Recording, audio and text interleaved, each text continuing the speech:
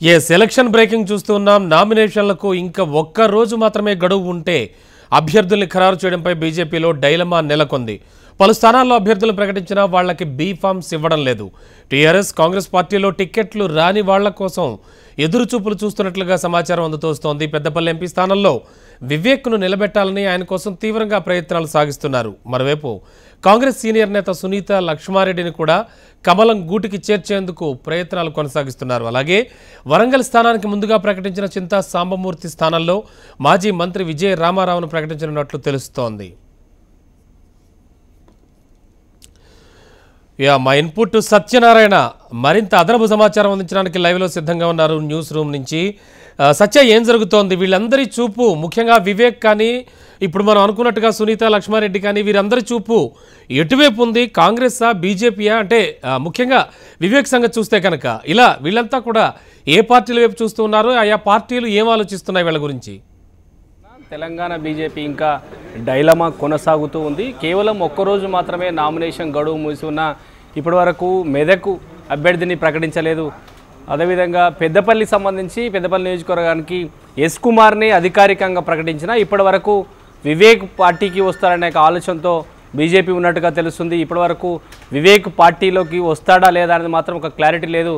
అదేవిధంగా ఇప్పటివరకు అధికారికంగా ప్రకటించిన ఎస్ కుమార్కి బీఫామ్ కూడా ఇప్పటివరకు బీజేపీ కేటాయించలేదు. దీంతో తెలంగాణ బీజేపీలో ఏం జరుగుతుందనేది మాత్రం పార్టీ అంతా గందరగోళంగా ఉన్న పరిస్థితి కనబడుతుంది.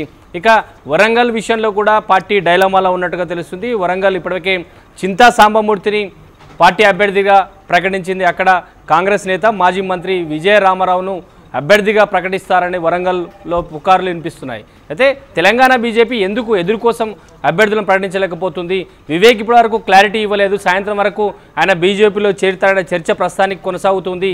అధికారికంగా ప్రకటించిన అభ్యర్థికి బీఫామ్ ఎందుకు ఆపారనేది మాత్రం ఇప్పటివరకు బీజేపీ అధికారికంగా ఎక్కడ ప్రకటన చేయలేదు. కానీ ఇతర పార్టీలో ఉన్న బలంగా ఉన్న నాయకులను ఇంకా బీజేపీలో చేర్చుకొని బీఫామ్ ఇవ్వాలనే ఒక ఆలోచనతో తెలంగాణ బీజేపీ ఉంది. కానీ కేవలం ఒకరోజు మాత్రమే నామినేషన్ల గడువు ఉండడంతో అభ్యర్థులను ఎప్పుడు ప్రకటిస్తారు, వారు నామినేషన్ ఎప్పుడు ఇస్తారని మాత్రం ఉత్కంఠ తెలంగాణ బీజేపీలో కొనసాగుతుంది. బలమైన నాయకులను పార్టీలోకి తీసుకొచ్చే ముందస్తుగా ప్లాన్ చేసి అభ్యర్థులను ప్రకటిస్తే కనీసం నామినేషన్ టైం చివరి రోజున నామినేషన్ చేసే అవకాశం ఉంటుంది. కానీ ఇప్పటి వరకు మెదక్ అధికారికంగా ప్రకటించలేదు. సునీతా లక్ష్మారెడ్డితో పలు దఫాలుగా బీజేపీ సీనియర్లందరూ కూర్చున్నా ఆమె ఇంకా క్లారిటీ ఇవ్వలేదు. బీజేపీలో వస్తుందా లేదా మాత్రం ఇంకా ఆమె హామీ ఇచ్చే పరిస్థితి లేదు. కానీ ఆమె పార్టీలోకి వచ్చే వరకు అభ్యర్థిని ప్రకటించకుండా మెదక్ హోల్డ్ పెట్టారు. అదేవిధంగా పెద్దపల్లి కూడా అభ్యర్థిని ప్రకటించినా ఇప్పటివరకు బీఫామ్ ఇవ్వలేదు. ఇదంతా చూస్తే తెలంగాణ బీజేపీలో ఇంకా డైలమానే కొనసాగుతూనే ఉంది.